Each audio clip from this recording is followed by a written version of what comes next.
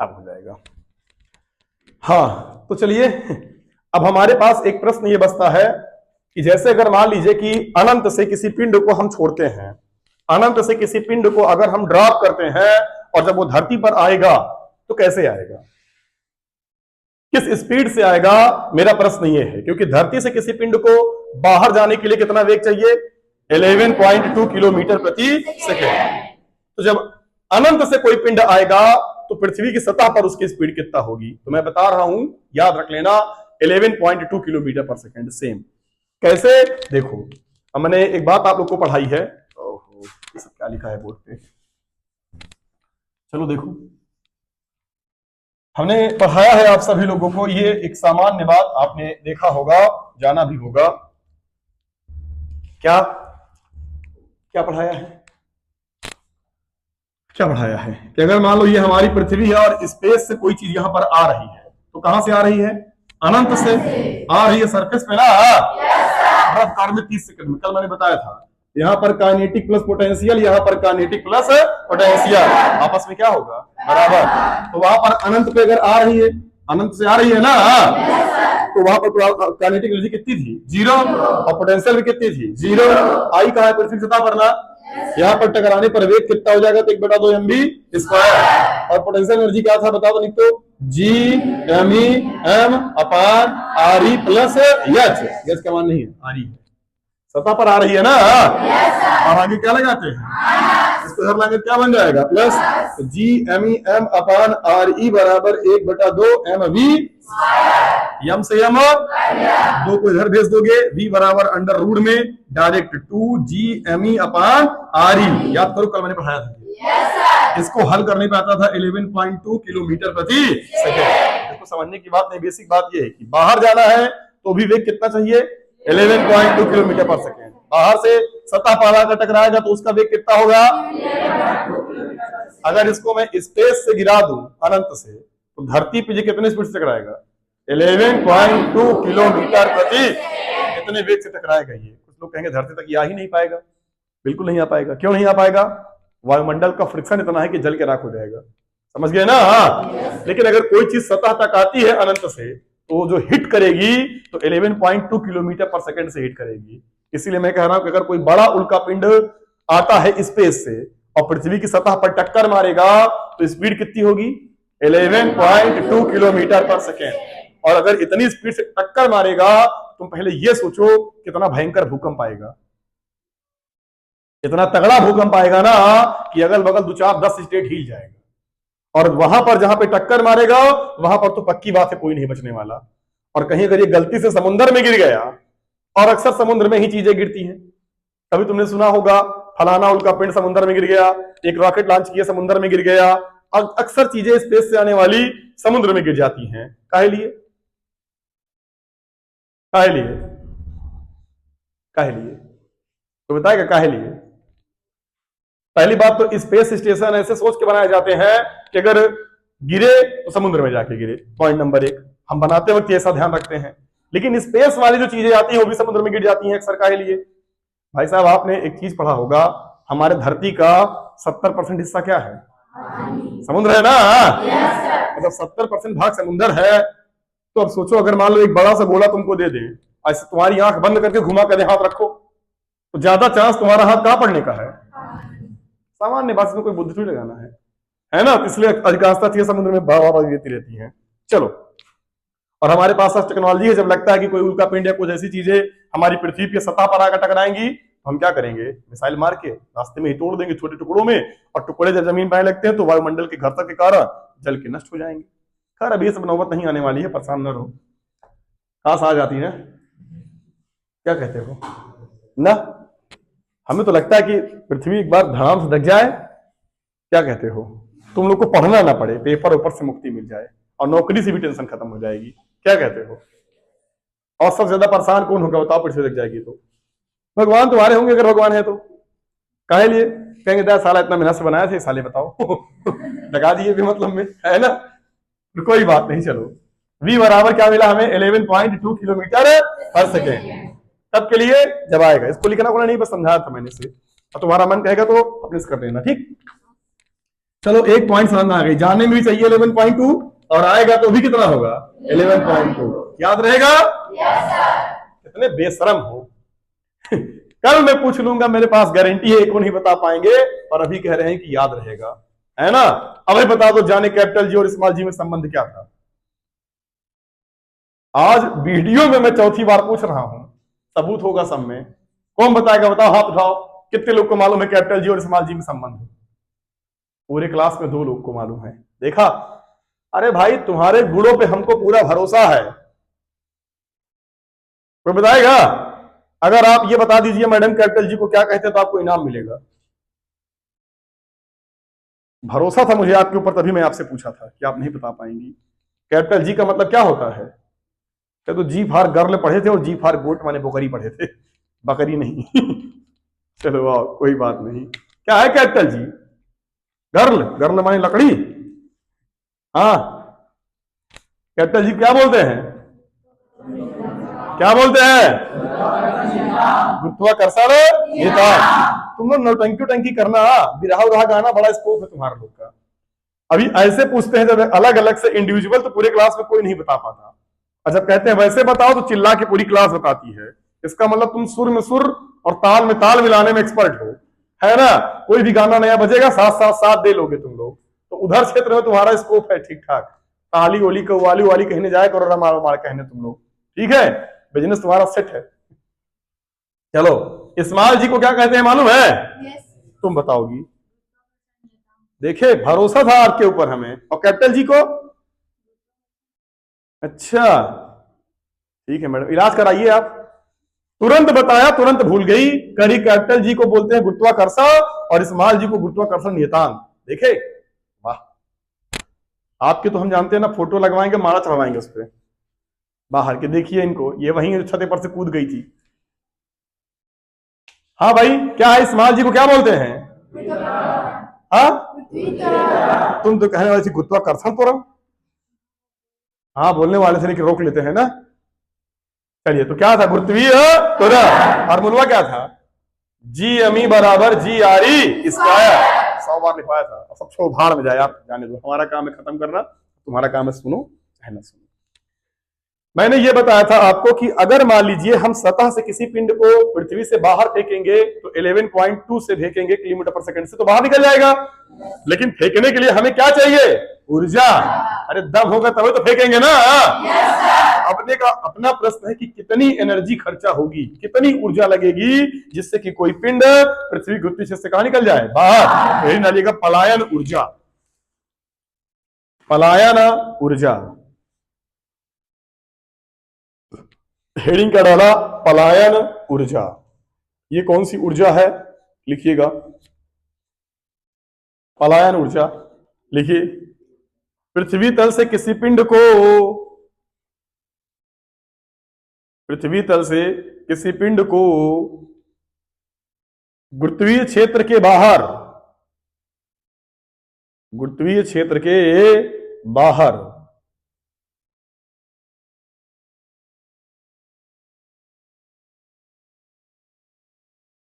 अर्थात अनंत तक भेजने के लिए, अर्थात अनंत तक भेजने के लिए जिस न्यूनतम, जिस न्यूनतम गतिज ऊर्जा की आवश्यकता होती है,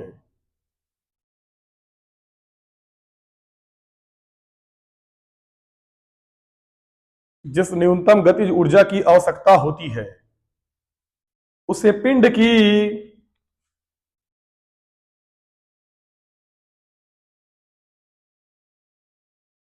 उसे पिंड की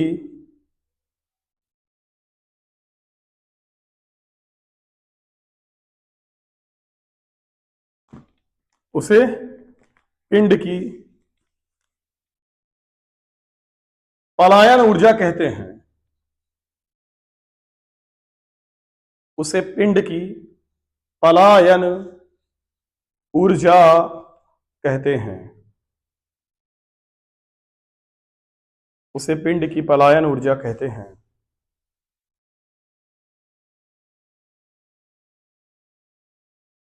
ठीक है बच्चा।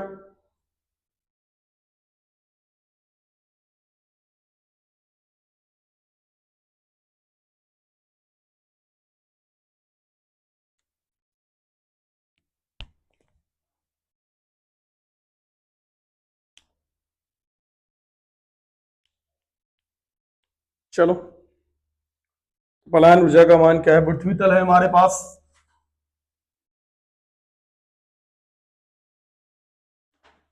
और यहां से किसी पिंड को कहां तक भेजना है? ठीक है, तो जो ऊर्जा लगेगी वही उसकी क्या कहलाएगी? पलायन ऊर्जा। ऐसे समझो, अगर यहां से हमने फेंका उसको, ठीक है, कहां से? यहां से, यहां से, तो किसी न किसी वेग से फेंका होगा, ठीक है, किसी न किसी वेग से फेंका, और वो वेग क्या रहा होगा? पलायन वेग, ठीक है। तो उसकी जो ऊर्जा होगी टोटल, मान लो वो काइनेटिक एनर्जी जो होगी वो होगी 1/2 mv स्क्वायर, और पलायन वेग ई से लिखेंगे, समझ आ रहा है ना? लिखा है, इसकी ऊर्जा को हम लोग लिख लेते हैं, मान लो टोटल एस्केप एनर्जी को यूई से लिख लेते हैं, तो यूई बराबर 1/2 m, कल मैंने वी बराबर बताया था √2 GME अपान RE, ठीक है। और अगर आप इस पूरे पे होल स्क्वायर भी है क्या? स्क्वायर हटाएंगे, सॉरी, हाँ, स्क्वायर करेंगे तो करड़ी हट जाएगी ना, तो 1/2 m गुणे 2 GME अपान RE, और 2 से 2, तो यूई बराबर पलायन ऊर्जा बराबर मुझे मिला GME m अपान यहाँ क्या लिखा है? RE, ठीक है। और अगर आप चाहें तो GME बराबर कुछ लिख सकते हैं, जी बताइए क्या लिख सकते हैं? GME बराबर लिख सकते हैं GRE स्क्वायर, चलिए कम से कम कुछ तो बुद्धि काम कर रही है, इंटू m अपान यहाँ क्या लिखा है? RE, एक RE से एक RE कट गया, तो पलायन ऊर्जा का मान आया mgRE, ठीक है। तो ये हमें मिला mgRE।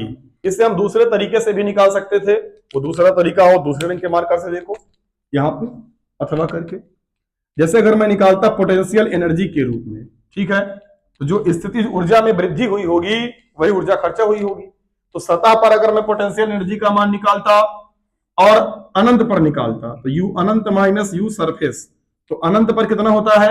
0, सरफेस पे निकालता तो माइनस GME m अपान क्या लिखते हो? RE लिखते हो ना, और आगे क्या लगाते हो? माइनस, तो लगा दिया माइनस, ये यूई बराबर है, तो यूई बराबर इसके वेलोसिटी के लिए जो ऊर्जा चाहिए वो, माइनस माइनस क्या बन गया? प्लस, और GME m अपान RE हम ये लिख सकते थे।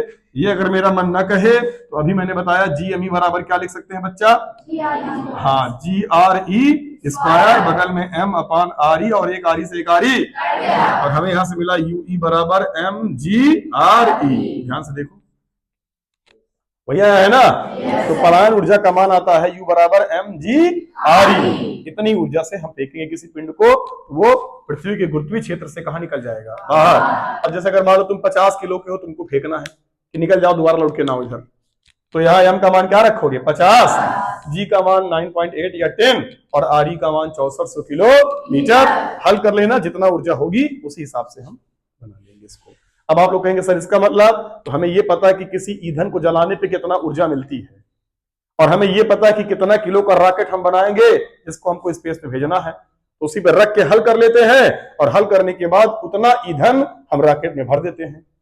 अंदाज से हम ईंधन नहीं भरेंगे ना, जो हमारे यहां से रॉकेट भेजा जाता होगा सैटेलाइट को छोड़ने के लिए या बाकी चीजों के लिए, उसमें कैलकुलेशन होता है, समझा जाता है कि अगर इतना ईंधन भेजेंगे तो ये जाएगा, और इतना ईंधन रहेगा तो वापस आएगा, तो उसी हिसाब से उसमें ईंधन थोड़ा बढ़ा के भरते हैं बस। जैसे जो जहाज चलती है आसमान में, क्या लगता है उसमें एकदम अनलिमिटेड ईंधन भरते हैं? नहीं, उसका जो डेस्टिनेशन पॉइंट होता है वहां तक जाने के लिए और थोड़ा बहुत ज्यादा।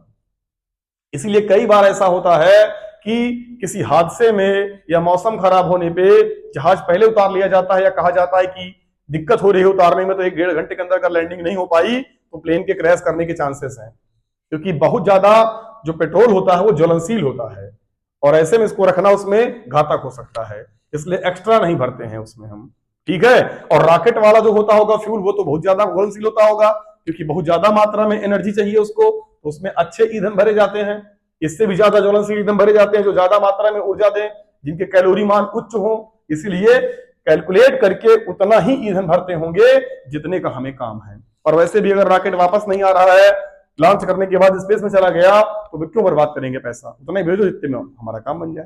तो कितनी एनर्जी चाहिए हमें, mgre। एक बात और सुन लो बस छोटी सी।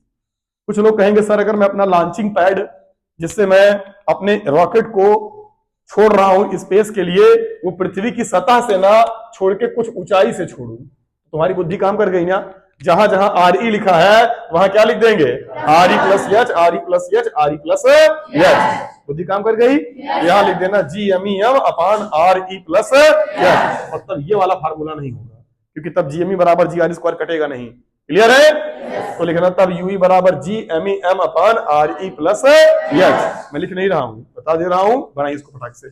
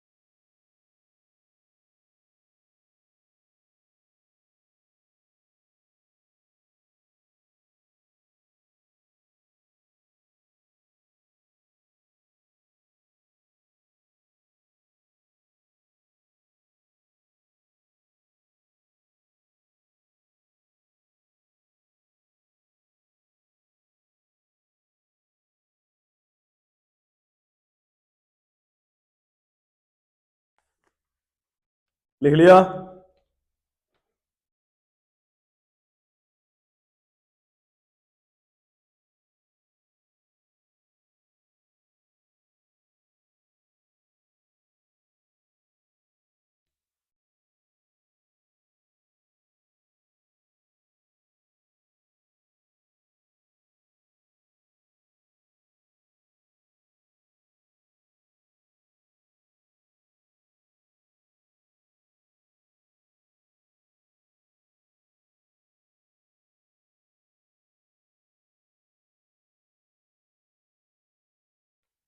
मिटाएं?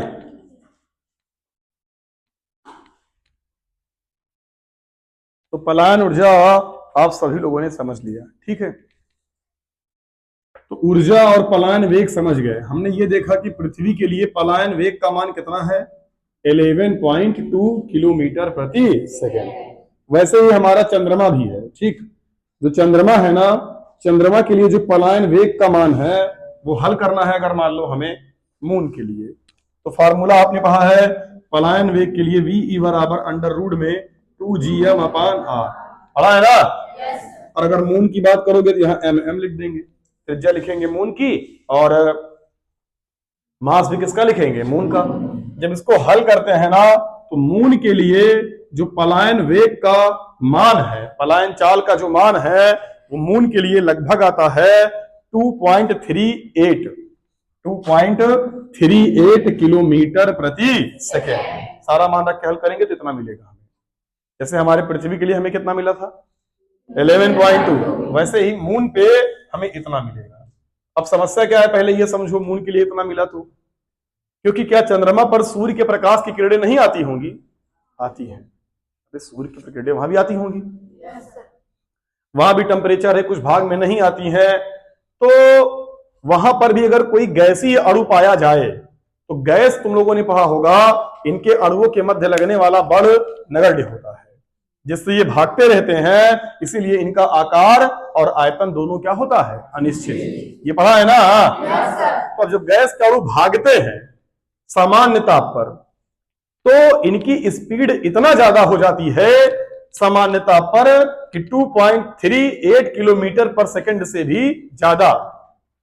यानी अगर मैं किसी गैस के अणु को, सबसे हल्का अणु कौन है यहाँ पे? हाइड्रोजन। सबसे हल्का अब तक किसको पढ़े हो? हाइड्रोजन, क्योंकि इसका परमाणु क्रमांक 1 और परमाणु भार भी कितना है? 1। बाकी सब तो इससे भारी हैं।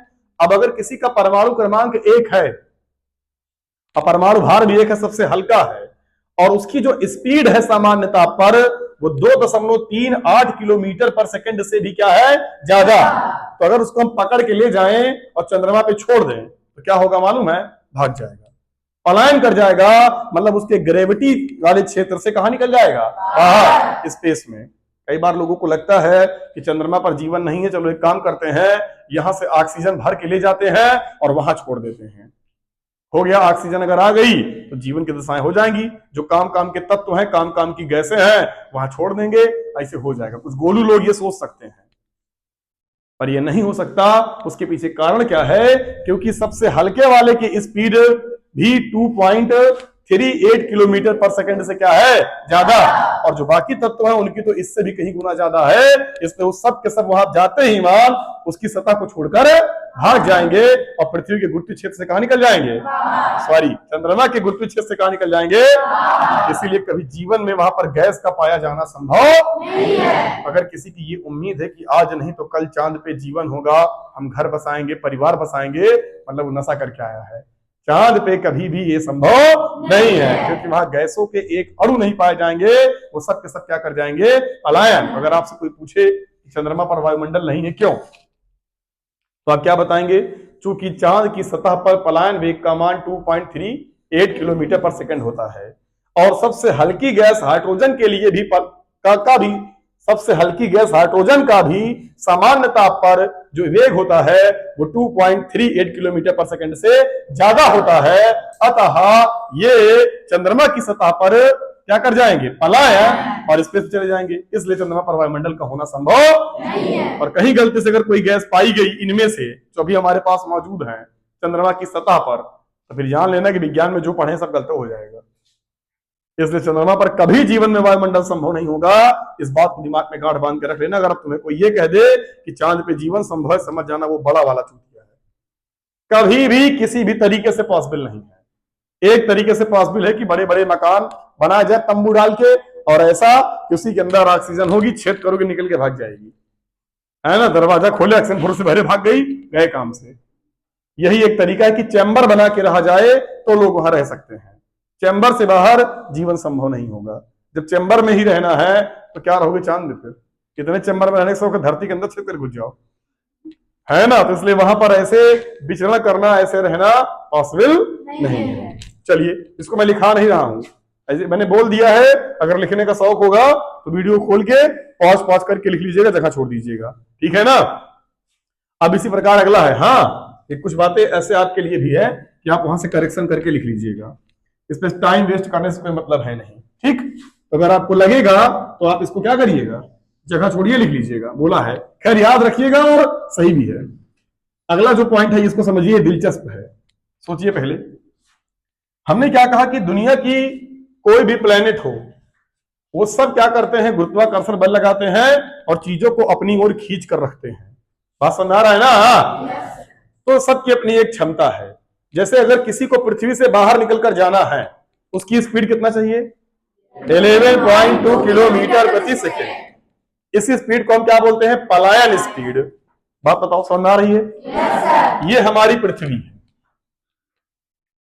और ये वो इसका इलाका है, क्षेत्र है, जहां से निकलने के लिए इसे 11.2 किलोमीटर पर सेकेंड वाले स्पीड की रिक्वायरमेंट थी। अब आप सोचिए, अपना सूर्य भाई इधर था, यहां से प्रकाश किरणें निकली और धधराते हुए चली आई। यहां तक तो मस्त आई, मस्ती में, क्या कहते हो? इस मस्ती से कोई प्रभाव किसी के ऊपर? सब ठीक चल रहा है ना? अब एक बात सोचो, जब ये बहुत काम की बात है, जब प्रकाश का यहां एंट्री मारी तो आ गई खुशी खुशी। इसकी स्पीड कितनी थी? 3 लाख किलोमीटर प्रति सेकेंड। समझ गए? यानी प्रकाश 1 सेकेंड में कितना चलता है? 3 लाख किलोमीटर। समझ गए? पक्का? देखो प्रकाश की स्पीड कितना होती है? 3 गुणे 10 की घाते 8। तो अगर किलोमीटर बदलेंगे 3 से क्या करना पड़ेगा, 3 1000 से भाग करेंगे, कट जाएगा। 10 घाते कितना आएगा 5, 1 2 3 4 5, इकाई, ढाई, सैकड़ा, हजार, 10,000, लाख। तो आ गया ना 3 लाख किलोमीटर प्रति सेकेंड। हम चला कोई मूर्ख फंसा होता कि समझ नहीं पा रहा है कहां से आया, देख ले कि 3 लाख होता है। तो अब अगर प्रकाश 1 सेकंड में 3 लाख किलोमीटर चलता है, पहली बात तो सोचो, पहली कितनी दिलचस्प बात है कि 1 सेकंड में 3 लाख किलोमीटर, और हमारी पृथ्वी कितनी है, मात्र इसकी त्रिज्या है 6400 किलोमीटर, और वो 1 सेकंड में कितना चल रहा है 3 लाख किलोमीटर। यानी अगर प्रकाश को हमारी पृथ्वी का पूरा चक्कर लगाना होना तो 1 सेकंड में 7-8 चक्कर धूम देगी, झा झा झा झा झा स्पीड में। तो ये है प्रकाश की स्पीड। और तुम कल्पना करो कि इसमें भी बहुत सारे तारे और गैलेक्सी जो हमसे हैं वो 10-10 लाख प्रकाश वर्ष की दूरी पर हैं। यानी 10 साल में जितना प्रकाश चलेगा उतना दूरी पे है, और प्रकाश मात्र 1 सेकंड में चल ले रहा है 3 लाख किलोमीटर, तो 10 साल में कितना चलेगा सोचो। और वो हमसे इतना दूरी पर मौजूद है। तुम अब समझ पा रहे हो, कल्पना कर पा रहे हो कि नहीं हमारी स्पेस की। और साला यहां पर तुमको बंबई जाना है तो 48 घंटा लग रहा है जाने में, 2 दिन लग रहा है। पूरे पृथ्वी को तुमको टहलना हो, तुम जानते हो 10 साल घूमोगे। और तुम सोचो अगर अपनी गैलेक्सी को छोड़ के हमें जाना हो तो हम तो बर्बाद बुढ़े हो जाएंगे। और एक गैलेक्सी को छोड़ के दूसरे गैलेक्सी में जाना तो आपकी हड्डी का एटम नहीं बचेगा। कारण बताएं, हमारे जो नजदीक है, सबसे नजदीक तारा वो अल्फा प्रॉक्सिमा सेंचुरी है। सूर्य से सबसे नजदीक तारे का नाम है अल्फा प्रॉक्सिमा सेंचुरी, और उसकी भी दूरी लगभग हमको लग रहा है 2.5 से 3 प्रकाश वर्ष होगी। एग्जैक्ट मुझे नहीं याद, इतना ही होगी। अगर 3 वर्ष प्रकाश दूर भी है तो तुम पहले सोचो 3 साल लगेगा। 3 साल में प्रकाश जितना जाएगा उतने दूरी पर वो मौजूद है। यानी हम अपने नजदीकी तारे में नहीं जा सकते। गैलेक्सी सोचना तो बहुत दूर की बात है ना। तो हम जिस अपनी गैलेक्सी से बाहर निकलने के लिए इंसान की औकात नहीं है अभी। लेकिन एक कॉन्सेप्ट है, उस कॉन्सेप्ट को मैं बताता हूं आपको, इसी वीडियो में बताता हूं, क्योंकि आज मेरे कॉलेज में उसको भी जाना है देर से, तो इसलिए आज अपने पास समय है। ये कहानी आपको बता देता हूं। ये कहानी है एक, कुछ लोग कहेंगे राजा की नहीं, ये कहानी बड़ी दिलचस्प है, और आप इसको सुनिए और आप जानेंगे, बड़ी मजा आएगी। हमने क्या बताया कि हमारी जो गैलेक्सीज है ना वो इतना दूर है कि हमारे पहुंच के बाहर है।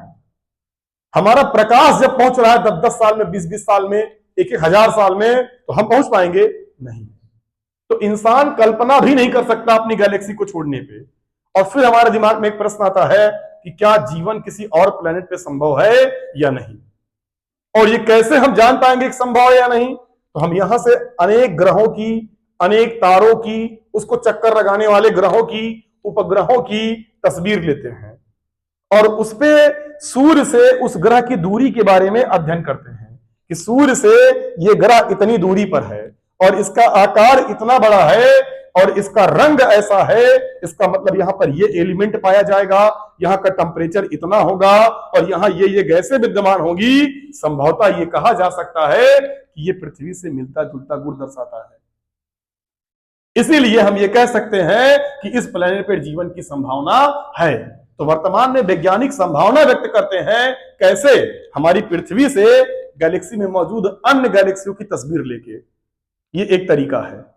अब आप सोचिए, पहले एक खतरनाक बात आपको बताते हैं। जब प्रकाश चलता है तो प्रकाश को चलने में समय लगता है। जैसे आप हमें देख पा रहे हैं, तो क्यों देख पा रहे हैं, क्योंकि प्रकाश आया, मुझसे टकराया, और टकरा के आपकी आंख पे गया। अब अगर मान लो प्रकाश धीमे चल रहा होता कुछ देर के लिए, और प्रकाश आया, मुझसे टकराया, और टकरा के जब यहां से यहां तुम्हारी आंख तक गया, तो कुछ समय लगा होगा ना। जितना समय लगा होगा उस समय में मैं यहां से खसक लिया, भाग गया, तो तुम्हें यह लगेगा कि मैं अभी भी यहां खड़ा हूं। यानी तुम जो मुझे देख रही हो, ये मेरा पास्ट देख रही हो, वर्तमान नहीं देख रही हो। कोई यहां पर मुझको रियल टाइम पे नहीं देख सकता। भले ही 0.1 करोड़ जीरो के बाद 1 सेकंड का टाइम लैग होगा, और होगा, क्योंकि ऐसे करने में भी मेरे हाथ से जो प्रकाश तुम्हारी आंख तक गया होगा वो कुछ ना कुछ समय लिया होगा। इसीलिए अब सोचो, हमारे जो नजदीकी कोई गैलेक्सी है जिसकी यहां से दूरी 10 प्रकाश वर्ष है, और वहां से कोई प्रकाश चला होगा, और जब मेरी आंख में आएगा तब मुझे वो गैलेक्सी दिखेगी, और उस प्रकाश को वहां से यहां आने में कितना साल लगेगा, 10 साल। और अगर अभी वो आया मेरी आंख में पहुंचा तो कब चला था? 10 साल पहले। इसका मतलब जो मैं गैलेक्सी देख रहा हूं कितनी पुरानी है? 10 साल पुरानी। इसका मतलब आज हमारी विज्ञान की ये औकात नहीं है अभी कि हम वर्तमान में जी सकें। भविष्य देखने की तो बात छोड़ दो। हमारे द्वारा जो विजुअल ब्रह्मांड है वो हमारा पास्ट है। हम जो भी देख रहे हैं, इवन तुम सूर्य को नहीं देख रहे हो लाइव, सूर्य से आने में प्रकाश किरणों को 7-8 मिनट लग जाता है, तो वो भी हम लेट वाला देख रहे हैं। अभी अचानक सूर्य दब जाए, बूम, खत्म। कोई सूर्य को झोला भर के लेके भाग जाए तो धरती पर मौजूद कोई नहीं जान पाएगा सूर्य चोरी हो गया। अगर जानना है तो तब जान पाएंगे जब सूर्य वहां से गायब हो गया, और ये जानकारी भी मेरे पास कुछ समय बाद आएगी। तो सोच लो पहले कि आपका विज्ञान जो चिल्लाते हो बहुत आगे निकल गया, कितना आगे निकल गया? खाक निकल गया है। हम लाइव नहीं जी पा रहे हैं। ऐसे हमारे स्पेस में बहुत खेला है। तो अब अगर मान लो हमने ये कल्पना कर लिया कि चलो यहां से वैज्ञानिकों ने पता लगाया कि 100 प्रकाश वर्ष की दूरी पर एक प्लेनेट है और बड़ा फलता फूलता प्लेनेट है, वहां ऐसे 50 पृथ्वी मौजूद हैं अगल बगल सब, और जीवन बहुत चलेगा, सब लोग चलो बोलिए बिस्तर लो, वही चलते हैं, मजा आएगी। कैसे जाएंगे? 100 प्रकाश वर्ष की दूरी का मतलब कि प्रकाश को जाने में 100 साल लगेगा, जबकि उसकी स्पीड कितनी है? 3 लाख किलोमीटर पर सेकेंड। तो हम लोग कैसे जाएंगे? तो इसीलिए स्पेस में ट्रेवल के लिए जो भी कंसेप्ट वर्तमान में मौजूद है वो 100% संभव नहीं है। यानी इसके द्वारा कभी भी जीवन में आप ट्रेवल नहीं कर सकते। तो ट्रेवल करने का कोई ना कोई जुगाड़ तो होना चाहिए। तो विज्ञान अब इस बात पे सोचना बंद कर दिया है कि आओ बैठे रॉकेट में और चले चांद पे, आओ बैठे रॉकेट में चलो मंगल पे। अगर ऐसे जाएंगे ना तो कभी जिंदगी में आप अपने गैलेक्सी से बाहर नहीं निकल पाएंगे। विज्ञान अन्य पहलुओं के बारे में समझना चालू कर दिया है, और यही से जन्म होता है क्वांटम फिजिक्स का। और जटिल फिजिक्स है तो बता देते हैं, मजा आ जाएगी। क्लास खराब कर रहे हैं तो जान लो। अचानक बस ऊपर ऊपर का मोटा वाटी बात बता रहा हूं, ये सब समझ में नहीं आता बच्चों को। इंटर के बच्चों की बात छोड़ो, कॉस्मोलॉजी बड़ी दमदार चीज है। बताएंगे कभी और मौका मिलेगा तो। मुझे टाइम ही नहीं मिलता, बकैती करने में तो मैं अल्ट्रा प्रो हूं। ठीक है ना, क्योंकि बातें पता है तो बताएंगे ही ना पता होती तो कहां से बताते। हमने कहा जैसे कुछ दिन बाद वैज्ञानिकों के हाथ में जब क्वांटम फिजिक्स पढ़ना चालू किए तो उन्होंने एक घटना देखी जिसका नाम था क्वांटम इंटेंगलमेंट। सुन लो ध्यान से, बस घटना का नाम याद रख लो। क्या नाम था? Quantum entanglement. इस घटना में क्वांटम लेवल पर अगर वो क्या करते हैं कि इन्हीं 2 कणों को आपस में क्वांटम इंटेंगल्ड कर देते हैं, एक दूसरे से संबंध कर देते हैं 2 पार्टिकल्स को। ठीक, जैसे इसका इंटेंगलमेंट इससे कर दिया। ठीक, तो उन्होंने ये पाया वैज्ञानिकों ने कि अगर मैं इसको ऐसे कर देता हूं तो ये ऑटोमेटिक ऐसे हो जाएगा तुरंत, विदाउट एनी टाइम लैग। और फिर मैं इसको घुमा के ऐसे कर दूं तो ये ऑटोमेटिक ऐसे हो जाएगा। समझ गए? इसको ऐसे कर दूं तो ये ऑटोमेटिक ऐसे हो जाएगा।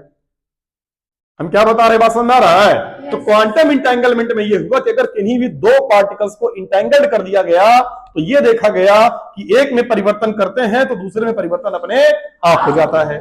ये कोई नई चीज तो नहीं देख लिया उन लोगों ने। कहा चलो कोई बात नहीं, संबद्ध कर दिया किसी भी तरीके से। कुछ लोग कहें जैसे गाड़ी का हैंडल घुमाया इधर तो टायर घूम गया इधर, हैंडल घुमाया इधर तो टायर घूम गया उधर, और तुरंत घूमता है। ऐसा नहीं कि हैंडल घुमाए और बैठे हैं, गाड़ी मुड़े तब तक लग ही मर गए। ऐसा तो होगा नहीं। कहेंगे ये तो पहले है नहीं। इसमें एक दिलचस्प पहलू है, दोनों जुड़े नहीं होते, दूर दूर होते हैं। और दूसरा दिलचस्प पहलू क्या है कि एक कण को अगर मैं यहां से ले जाऊं, रख के चलाऊं इलाहाबाद में, और एक यहां पर है, और जैसे मैं इसको घुमाऊंगा सट से घूम जाएगा तुरंत, विदाउट एनी टाइम लैग। कुछ लोग कहेंगे कोई बात नहीं, प्रकाश की स्पीड तो सनासन है, हो सकता है जुड़ा हो किस तरीके से। मैं इसको ले जाऊं, रख के चलाऊं किसी और देश में, यहां से 1000 किलोमीटर दूर रख दूं और घुमाऊं, तुरंत बदल जाएगा। अब वैज्ञानिकों के लिए समस्या हो गई। क्यों समस्या हो गई? समस्या इसलिए हो गई कि जो ये परिवर्तन हो रहा है इसमें टाइम नहीं लग रहा। तो ये कैसे जान जा रहा है कि ये घूम जा रहा है? इसको घुमाए कैसे, इसको मालूम चला? और इतना दूर है, और अगर ये मालूम चल रहा है तो इसका मतलब ये दोनों जुड़े हैं किसी चीज से, जिससे कि ये जान जाता होगा ये परिवर्तन हो रहा है। और ऐसे जुड़े हुए हैं कि तुरंत जान जाता है ना। और अगर मैं इसको यहां से एक को ले जाऊं, रख दूं चंद्रमा पे, और यहां घुमाऊं तो घूम जाएगा। एक को मैं ले जाऊं मंगल ग्रह पे, रख दूं, घुमाओ, तुरंत घूम जाएगा और तुरंत घूमेगा। और प्रकाश की भी इतनी औकात नहीं तुरंत पहुंच जाए, क्योंकि प्रकाश को भी चलने में समय लगता है। 1 सेकंड में कितना लगता है? 3 लाख किलोमीटर। यहां तो बिना एनी टाइम लैग हो जा रहा है। तो वैज्ञानिकों ने कहा इसका मतलब कुछ तो दुनिया में ऐसा है जो इसको जोड़ के रखा है, और आज तक वैज्ञानिक जान नहीं पाए वो क्या है। बोले इसका मतलब हमारे स्पेस में कोई एक जैसे हमारे पास डायमेंशन है, लंबाई चौड़ाई ऊंचाई, वैसे वो कंसेप्ट देते हैं स्पेस कर्व का एक, और बोलते हैं कि उस पे ये दोनों जुड़ जाते हैं इंटेंगलमेंट के बाद। यानी ये भले ही दूर दूर हैं पर ये हमारे स्पेस कर्व में पास पास आ जाते हैं। इसमें जैसे परिवर्तन करते हैं ये जान जाता है, और ये एक छेद से जुड़ जाते हैं। ऐसा कॉन्सेप्ट दिमाग में सोचा गया, हाइपोथेटिकल। यानी ये दोनों जुड़े हुए हैं और इनके बीच की दूरी हमें नहीं दिख रही कि दूर है, पर ये अंदर से जुड़े हुए हैं और एकदम सटे हुए हैं। बोले अच्छा इसका मतलब, बोले इसीलिए इसको घुमाते हैं तो ये जान जाता है, और जिस नली के द्वारा, जिस छेद के द्वारा जुड़े हैं उसी का नाम आ गया वार्म होल। क्या नाम था? Worm hole. बोले अच्छा, बोले छिद्र है, बोले इसी से अगर कोई सामान डालेंगे तुरंत यहां पहुंच जाएगा सत्य से। जैसे ये जुड़े हुए हैं, जानकारी प्रदान हो जा रही है तुरंत तुरंत, वैसे ही अगर हम इधर से कोई चीज भेजेंगे तुरंत वहां पहुंच जाएगा सत्य से। इसका मतलब अगर इस वार्म होल को और हम बड़ा कर लें, हम यहां से कोई जहाज घुसाएं तो जहाज वहां फट से निकल जाएगी तुरंत। इसका मतलब अगर हम पृथ्वी पर हैं और मंगल पे हैं और हमें जाना है, without any time lag worm hole बड़ा करेंगे और खट से घुसेंगे और उधर निकल जाएंगे। तो अगर मुझे यहां से 1 करोड़ प्रकाश वर्ष की दूरी पर दूसरे प्लेनेट पे जाना है तो हम विदाउट एनी टाइम लैग तुरंत पहुंच जाएंगे सत्य से। इस पे काम कर रहे हैं वैज्ञानिक। अभी जानते हो मंगल ग्रह से यहां पर मैसेज भेजा जाए तुरंत नहीं आएगा, कई महीने लग जाएंगे आने में। लेकिन अगर 2 करोड़ को इंटेंगलमेंट कर दिया जाए और कह दिया जाए कि ऐसे मतलब ए, ऐसे मतलब बी, ऐसे मतलब सी, ऐसे मतलब डी, और ऐसे ऐसे करके ये संदेश भेजे और ये संदेश तुम ग्रहण कर लेगा विदाउट एनी टाइम लैग, वहां से यहां मैसेज आ जाएगा। तो कुछ समय बाद ये संचार का माध्यम भी बन जाएगा। अभी क्वांटम इंटेंगलमेंट पे काम चल रहा है, आने वाले समय में देखना कैसे ट्रेवल आसान हो जाएगा। सेकंडों में चांद पे जाना कहेंगे और चाय पी खाते हैं, ठीक है ना, मंगल पे जाना कहेंगे और लगाते हैं। विज्ञान कुछ भी कर सकता है, दांत मत दिखाओ। पहली बात तो ये जान लेना। इसी बात पे तो यही एक ऐसी चीज है जो तुम्हें लाइव दिखाती है हर एक चीज को। तुम सोचो पहले जब किसी व्यक्ति ने कल्पना किया होगा हम यहां से बोलेंगे और अमेरिका में सुनाई देगा, उसको छूट के समझोगे सब, और बोलते सुनाई तभी तुम वीडियो भी देख लेते हो। कैसे एक समय ये भी अजूबा रहा होगा, लेकिन आज हो रहा है ना ऐसा। लाइव देख के तुम बात कर रहे हो नहीं कर रहे हो। ये यूट्यूब टेक्नोलॉजी कहां चली आई? इस दुनिया में जितने लोग मोबाइल चला रहे हैं उन गधों को ये तक नहीं मालूम कि सोचो पहले इसमें क्या साला ऐसा अजूबा भर गया है कि मेरी आवाज ये रिकॉर्ड भी कर ले रहा है, तुमको सुनाई भी दे रहा है, कैसे चली जा रही है, ये कैसे काम कर ले रहा है। मतलब सोचो पहले यार, ये अपने आप में कितना जटिल है। आज धरती से पूरे जीवन को नष्ट कर दिया जाए और तुमको अकेले छोड़ दें, तुम्हारी 100 पुश्तें नहीं बना पाएंगी फोन। ये कितनी जटिल टेक्नोलॉजी है। तो इसको समझने का प्रयास करो कि कैसे काम कर रहा है। विज्ञान वो अजूबा है ना जिसको तुम सोच भी नहीं सकते, है ना। तुम सोचो पहले सब जाए भाड़ में, तुम ये नहीं बता सकते कि प्रकाश निकल कैसे रहा है बल्ब से और करंट जा कैसे रही है। इसका कॉन्सेप्ट कितना कठिन है कि ऊर्जा कैसे इलेक्ट्रॉन के अंदर से चली आ रही है और कैसे कैसे यहां आने के बाद कैसे कैसे लाइट निकलने लगी, समझा नहीं पाओगे। बस तुम ये पढ़ लियो कि इसमें धारा आती है, तार गर्म हो जाता है और बाहर क्या आने लगता है, प्रकाश। ना निकले प्रकाश, कुछ तो अलग बात होगी ना। तो तुम्हें कंसेप्ट को फील करना है। तुम इतने खतरनाक हो तुम अभी ये नहीं जानते कि धागा वाली ये मशीन कपड़ा कैसे बनाई है ना। तो इसलिए विज्ञान इसीलिए है, पढ़ाई इसीलिए कि आप रीजन को तर्क सही समझें। तो वार्म होल क्या है जो भी आपको लगा कि सर ये कहानी बता रहे हैं फर्जी की, ये फर्जी की कहानी नहीं है। विज्ञान ये करके दिखा देगा। भले ही हो सकता है एक वक्त के बाद तुम्हारी हड्डी ना हो, तुम मर जाओ, तो तुम्हारी गलती, तुम पहले पैदा हो गए, देर से पैदा होते देख लेते। तो अब इसमें आपकी गलती है सर, इसके लिए सॉरी। तो आइए समझते हैं पहले हमारे पास क्या था। हमारे पास जो कॉन्सेप्ट था वो ऊर्जा कितना लगेगी वो हमने समझा। हमने कहा स्पेस से प्रकाश आया पृथ्वी की सतह पर और यहां से निकल के भाग गया। अरे देखो रास्ता क्लियर है ना, बुर्र से निकल गया बाहर। अगर इसको पृथ्वी से बाहर जाना है तो न्यूनतम स्पीड कितना चाहिए, 11.2 किलोमीटर प्रति सेकेंड। सोचो अगर प्रकाश की स्पीड होती 10 किलोमीटर पर सेकेंड तो क्या प्रकाश की औकात थी कि पृथ्वी से बाहर निकल पाता? ना निकल पाता। क्यों ना निकल पाता? क्योंकि इसके लिए पलायन वेग का मान कितना है, 11.2, और हमने माना है कि अगर इसकी स्पीड कितना होती 10 तो प्रकाश को भी खींच लेता और प्रकाश बाहर ना जा पाता और प्रकाश फंस जाता इसी पृथ्वी के ट्रैप में। और हम यहां पर खड़े थे इंतजार में कि हम देखना चाहते हैं ये क्या है, तो क्या हम इसको देख पाते? क्यों ना देख पाते? क्योंकि देखने के लिए हमें क्या चाहिए? देखने के लिए कौन चाहिए? प्रकाश। और जब प्रकाश इसके ऊपर जाके टकराएगा और टकरा के हमारी आंख तक आएगा, तब जाके हमें ये दिखाई देगा। और प्रकाश यहां गया तो, लेकिन आ नहीं पाया। क्यों नहीं आ पाया? क्योंकि स्पीड कम थी, फंस गया जाल में, तो हमें ये दिखाई नहीं देगा। तो बताओ, क्या ये प्लेनेट तुम्हारी आंखों से दिखेगा?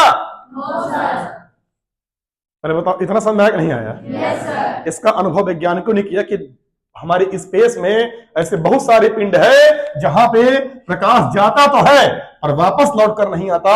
उन्होंने उसका नाम क्या रखा? Black hole. क्या नाम रखा? यानी उनके लिए पलायन वेग का मान 3 लाख किलोमीटर पर सेकंड से भी क्या होता होगा? ज्यादा। यानी ये एक प्लेनेट है, इसके लिए पलायन वेग का मान 3 लाख किलोमीटर पर सेकंड से ज्यादा हो जाए तो प्रकाश भी इससे बाहर आने वाला नहीं है। और जब प्रकाश इससे बाहर नहीं आएगा तो बताओ, क्या इसको आप देख पाएंगे? अरे बताओ, इतना बेसिक बात समझ में आई कि नहीं आई? पक्का आई ना? अब सोचो, अगर ये प्लेनेट ऐसे हो जा रहा है, प्रकाश तक को अपने अंदर फंसा ले रहा है, तो कोई अगर बगल से गुजरेगा तो बचेगा? बचेगा? कितना ज्यादा इसका आकर्षण बल होगा, तुम पहले ये सोचो।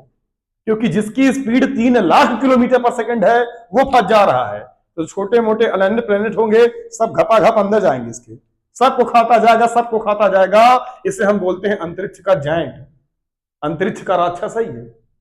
ये अपने इर्द गिर्द जितने भी लोग आते हैं सबको खा जाता है, सबको निकल जाता है और सारे प्लेनेट को नष्ट कर देता है। तो एक समय ऐसा आएगा, हमारा सूर्य भी जाएगा कहां पर? ब्लैक होल में। हमारी पृथ्वी भी कहा जाएगी? ब्लैक होल में। समझ में आया? अब हम ये जानेंगे कि अगर हमारी पृथ्वी ब्लैक होल बने तो क्या हो सकता है। अच्छा बताओ, हमारी पृथ्वी के लिए पहले तुम लोग बताओ, पलायन वेग का मतलब, सॉरी, ब्लैक होल क्या है? पहले तो समझ नहीं आया? ब्लैक होल वे आकाशीय पिंड हैं जिनके लिए पलायन वेग का मान प्रकाश की चाल से भी क्या हो जाए? ज्यादा। फिर हमें वो दिखाई नहीं देगा। तो अगर हम यहां बैठे रहे ब्लैक होल के अंदर घुस के, देख पाओगे? घुस जाओगे, लग रहा है निकल नहीं पाओगे। प्रकाश नहीं निकल पा रहा, तुम निकल पाओगे? चूर मूर हो जाओगे। अभी तक बात और बताएंगे कि ब्लैक होल पे जाने के बाद टाइम कैसे धीमा हो जाता है। तो अगर मैं अभी यहां चला जाऊं किसी ब्लैक होल के पास में और वहां से लौट के आऊंगा, आ नहीं पाऊंगा। लेकिन अगर लौट के मैं चला आऊं तो पृथ्वी पर हो सकता है 500 साल बीत जाए और मैं ऐसे ही रहूं। ब्रह्मांड बहुत जटिल है, इसे कोई समझा नहीं पाएगा। अभी ये सारे कॉन्सेप्ट चल रहे हैं, अभी बहुत सारे कारनामे दिखेंगे आगे चल के। यानी मैंने क्या बताया, आप समझ नहीं पाए ना? यानी ब्लैक होल पे बिताया गया 1 घंटा हो सकता है पृथ्वी के लिए 1000 साल हो जाए, डिपेंड ऑन उसकी ग्रेविटी कितना ज्यादा है, ब्लैक होल कितना बड़ा है। तो अगर मैं वहां 1 घंटा बिता कर आया, मुझे लगा 1 घंटा में बिता गया हूं, और यहां आया तो 1000 साल बीत गया होगा। तो 1000 साल में तुम लोग खत्म हो जाओगे और हम ऐसे रहेंगे, आए नहीं मेरे क्या हो गया। तो इसका मतलब मैं भविष्य देख सकता हूं ना? समझ गए ना? लेकिन बस बैक गियर लगाने का कोई तरीका नहीं है। ठीक है, तो ये बस बात कॉन्सेप्ट है, अभी आगे बताएंगे। अभी आज टाइम नहीं खराब करेंगे क्योंकि आज हमने बहुत समय खराब कर लिया है। कल बताएंगे, बड़ी मजा आ जाएगी तुमको देख के। ये जो फ्यूचर है वो देखना है, तुम देख सकते हो। ठीक है, विज्ञान बहुत कुछ एक्सप्लेन करता है। चलो देखो इधर, मेरे जैसे मास्टर से पढ़ के तुम लोग आधे खसके हो जाओगे। ठीक है ना? अब मतलब की बातें बताने लगोगे, घर वाले कहेंगे भगाओ कहीं से, पता नहीं क्या क्या बात कर रहा है आंटी। आज स्वाद ये क्या तुम लोग को बकैती कर करके सो गए। इतनी गहरी नींद। चलो आओ, ये हमारी क्या है? पृथ्वी हमारी ही है। समझ आ रहा है ना? हमने कहा कि यार हमने इस पर जादू टोना कर दिया। पृथ्वी पे क्या कर दिए? ऐसा जादू टोना किया कि पृथ्वी के द्रव्यमान में कोई परिवर्तन नहीं आया। इसमें वैसे पृथ्वी का द्रव्यमान कितना होता है? 6 × 10⁻24 किलोग्राम लगभग। और पृथ्वी सिकुड़ने लगी, छोटी होने लगी। क्या होने लगी? यानी पृथ्वी सिकुड़ने लगी, और सिकुड़ते सिकुड़ते इसका वो हाल हुआ कि ये ब्लैक होल बन गई। क्या बन गई? और द्रव्यमान में कोई परिवर्तन मैंने नहीं किया। बता रहे कैसे, देखो। पलायन वेग v बराबर √में 2gm/ क्या होता है? पढ़ा कि नहीं? अगर ये 3 × 10 की घात कितना हो जाए? 8, पलायन वेग का मान 3 गुणे कितना हो जाए 10 की घाते 8। तो जो ये हमारा पिंड है ये बन जाएगा ब्लैक होल। अरे बताओ समझ आ रहा है ना? कुछ उल्लू को लगता है ब्लैक होल मतलब करिया छेद तो ये ब्लैक होल करिया छेद नहीं, आकाशीय पिंड है। जैसे हमारी पृथ्वी है, चांद है, तारे हैं, वैसे ये भी है। ठीक, तो हिंदी रूपांतर करने ना बैठ जाना चले। हाँ, तो ये क्या लिखा है? 3 गुणे 10 की घाते क्या लिखा है 8। समझ आ रहा है ना? मैं इसको इतना करना चाहता हूं। अभी हमारी पृथ्वी के लिए कितना है ये? कितना है ना? मैं इसको बढ़ा के इतना करना चाहता हूं। तो कैसे बढ़ेगा ये? इसका मान कब बढ़ेगा? जब हम यम का मान बढ़ाएंगे तो वी का मान बढ़ेगा। तो हम कैसे पृथ्वी का द्रव्यमान बढ़ाएं? ट्रैक्टर माटी गिरवा दे क्या? कहां से माटी गिरवाएंगे तो ये संभव नहीं है। लेकिन मैंने कहा कुछ ऐसा हो जाए कि द्रव्यमान ना बढ़े लेकिन ये कम होने लगे, और ये कम होगा तो ये बटे में है ना। आर का मान घटे तो वी का मान बढ़े, और बढ़ते बढ़ते इतना हो गया, कितना हो गया 3 गुणे 10 घाते 8। अगर ऐसा कमाल हो गया तो हमारी पृथ्वी क्या बन जाएगी? Black hole. आओ बनाते हैं पृथ्वी ब्लैक होल में जाएगी। v बराबर अंडर रूट में 2g का मान 6.67 गुणे 10 की घाते। ओहो ना ना ना ना ना ना, तुझको मैं परेशान नहीं करना चाहता बालक। 2g हम अपान यहां क्या लिखा है 8। मैंने दोनों पक्षों का क्या कर दिया? वर्ग कर देना। ये हो जाएगा 3 3 का 9 गुणे 10 की घाते 16। वर्ग किया है ना? करड़ी कवर करेंगे करड़ी, और जी का मान 6.67 गुणे 10 की घाते माइनस यम का मान 6 गुणे 10 की घाते 24, और बटे क्या लिखा है 8। कुछ लोग कहेंगे सर रखिए ना 64 किलोमीटर, बहुत मारा घट रहा है ना। इसको इधर उसको इधर, तो r बराबर आएगा 2 गुणे 6.67 गुणे 10 की घाते माइनस 11 गुणे 6 गुणे 10 की घाते 24, और ये बटे में आया 9 गुणे 10 की घाते 16। देखो पहले 3 त्रिक का 9 और 3 दूनी 6, ठीक है। 2 दूनी 4, 4 आया है ना? 4 गुणे कराओ 7 चौक, ये 7 चौक 28। अरे यार अगर तुम लोग कहो तो कर दे।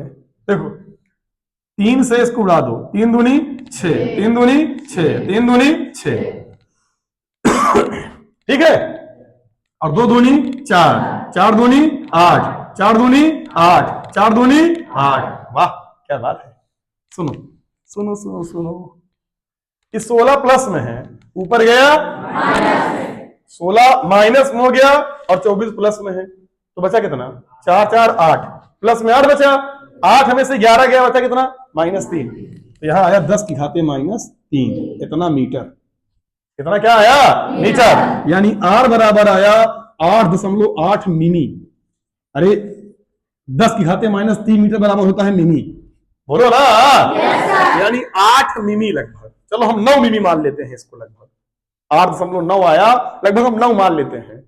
यानी अगर पृथ्वी हमारी 9 मिमी त्रिज्या की हो जाए तो पृथ्वी हमारी क्या बन जाएगी? Black hole. हाँ 9 मिमी, मटर का दाना। समझ में आ रहा है ना? यानी गोलाई का उसका व्यास हो जाएगा 18 मिमी, इतनी बड़ी। यानी एक गोली के बराबर अगर हमारी पृथ्वी हो गई तो पृथ्वी हमारी कैसे व्यवहार करेगी? ब्लैक होल के तरीके। अब सुनो पहले, कितनी भारी होगी सोचो। यानी इतनी बड़ी गोली, और उसका द्रव्यमान कितना होगा? 6 गुणे 10 की घाते 24 kg, जितना अभी है। सोचो अगर वो गोली गिरा दे तुम्हारे ऊपर तो यानी उसका वेट कितना होगा? समझ में आ रहा है कि नहीं आ रहा है? बहुत भयंकर भारी होगा। इसका मतलब जो ब्लैक होल होते होंगे उनका वेट बहुत कम होता होगा या बहुत ज्यादा होता होगा? अब तुम कल्पना करो एक बात की, कि जो ब्लैक होल है वो हमारे सूर्य से भी बड़े हैं। किससे बड़े हैं? सूर्य से। और हमारा सूर्य हमारे पृथ्वी से लाखों गुना बड़ा है, और उससे लाखों गुना गुना बड़े क्या पाए जाते हैं? Black hole. उसका वेट कितना होगा तुम सोचो, कितना भारी होगा। जब पृथ्वी ब्लैक होल बनेगी तो इतनी बड़ी बनेगी, और उसका आकार ब्लैक होल का इतना बड़ा है, सोचो कितना होगा। अब मान लो वो ब्लैक होल बहुत बड़ा हो गया, इतना बड़ा जो सूर्य के बराबर का ब्लैक होल है, तो उसका द्रव्यमान कितना बड़ा होगा, और वो जिस पिंड के सिकुड़ने से बना होगा वो कितना बड़ा रहा होगा। पहले तुम सोचो, हम क्या बता रहे हैं, कुछ समझ में आ रहा है कि नहीं आ रहा है? तो वर्तमान में भी ब्लैक होल बनते हैं तारों के नष्ट होने पर। कौन सा तारा ब्लैक होल बनेगा, कौन सा नहीं बनेगा, ये सब भूगोल का विषय है। आगे हम पढ़ा सकते हैं अभी भी, पर इतना ना पढ़ाएं कि आपका दिमाग हैक कर जाए और तुम कह दो अब नाउ कोचिंग बस बहुत हो गया, है ना। बस छोटी छोटी बातें जानते रहो, जब तुम्हें लगे कि हाँ तुम्हें ज्ञान चाहिए, ठीक है ना, इस बारे में, तो तुम्हारे पास एक आदमी है और वो हूं मैं। जितना तुम्हारा कंफ्यूजन है और दुनिया का जो कंफ्यूजन है वो कंफ्यूजन मेरा भी है, लेकिन तर्क सम्मत उत्तर मेरे पास बहुत सारे हैं। तो कभी खाली समय रहेगा तो इस मुद्दे पे हम लोग और बात करेंगे और खूब समझाएंगे तुम्हें। अभी भूगोल शाम को पढ़ाएंगे, आज आना एक आध दिन घूमते टहलते, जिस दिन ये पढ़ाएंगे देख लेना, अपने आप जान जाओगे। खैर वीडियो डालेंगे, वीडियो देख लेना उसका। पर ये बताओ, ये समझ में आया कि नहीं आया? मेरे दिमाग में से एक बार से बैठे थे, मजाक मजाक में मैं सोच रहा था, क्या सोच रहा था बता रहे सुनो, कि इंसान कितना पगला है। काहे लिए? इंसानों को लगता है कि जीवन के लिए ऑक्सीजन चाहिए, जीवन के लिए नाइट्रोजन चाहिए, जीवन के लिए फला चाहिए, ढिमका चाहिए, पानी चाहिए, जैसे हम जिंदा हैं जीवन के लिए वही चाहिए। क्या मूर्खता है! ऐसा संभव हो सकता है कि कोई जीव ऐसे वातावरण में बने जिसको सांस लेने के लिए ऑक्सीजन नहीं चाहिए और खाने के लिए ग्लूकोज नहीं चाहिए, क्योंकि उसको वातावरण ने वैसी परिस्थिति दी हो। कोई जरूरी नहीं कि जिंदा रहने के लिए हमारे शरीर में खून का बहना जरूरी हो सकता है उस जीव के अंदर कुछ और बह रहा हो। इसलिए जो हम ये कहते हैं कि फलाने प्लेनेट पे जीवन संभव है या नहीं, ये 100% बता पाना नामुमकिन है। हम ये जो चेक करते हैं कि वहां जीवन संभव है या नहीं, वो हम ये चेक करते हैं कि हमारे लिए संभव है या नहीं। हमारे ब्रह्मांड में करोड़ों और अनगिनत संभावनाएं हैं। हो सकता है कोई जीव ऐसा हो धरती पे जिसको सांस, धरती पे नहीं धरती के बाहर, जिसको सांस लेने की जरूरत ना पड़ती, वैसे जिंदा हो, बिना खाए जिंदा हो, एक बार जन्म लिया हो उसके बाद उसके अंदर इतनी एनर्जी हो कि उसका काम चल रहा है, कभी मरे ना, आराम से पॉसिबल है। हमारा स्पेस, हमारा ब्रह्मांड कुछ भी पॉसिबल करा सकता है। हमें यह लगता है कि चलने के लिए ऊर्जा चाहिए, दिल चाहिए, धड़कने के लिए ये चाहिए, किडनी फेफड़ा, ये हमें चाहिए गधेड़ा। हमारे अर्थ पे जीवन का मैकेनिज्म ऐसा है, बाहर कुछ भी हो सकता है। कोई जीव किसी अन्य कंडीशन में बड़ा पड़ा हो, बनता हो, तो ये कह देना कि सेम उस प्लेनेट पे जीवन है या नहीं, क्या पता चांद पे ही जीवन हो। ठीक है ना। इसलिए बता रहे हैं कि यहां जीवन की परिभाषा जो हम पढ़े हैं ना, वो पृथ्वी के लिए है, पृथ्वी के बाहर के लिए नहीं है। और 90% क्या 99% लोगों को लगता है कि यही जीवन की ओरिजिनल परिभाषा है और इसी से चीजें संभव है। अब एक जीव पृथ्वी पर पाया जाता है, इसके बॉडी में खून नहीं होता, फिर भी जिंदा है। वो कौन जीव है बताओ? पिलचट्टा और काकरोच। काकरोच में ब्लड कहां होता है? तो जिंदा ही नहीं है। यही एग्जाम्पल मिल गया जीता जागता एक ही। हमारी पृथ्वी पर ऐसे बहुत सारे जीव है जो हाइपरनेशन चल जाते हैं, 100 साल तक जिंदा रहते हैं, उसके बाद उड़ते फिर जीवन चलने लगता है। तो इसीलिए कुछ आप कह नहीं सकते। खैर ये सब मुद्दे हैं जो आपको बहुत परेशान कर रख देंगे। आप अभी इस लोड लेने के चक्कर में नहीं है। अभी आप ये सब पढ़िए जो आपको पढ़ना है ब्लैक होल के बारे में। ये पढ़िए, कभी बताएंगे और इसके बारे में, मजा आएगी आपको।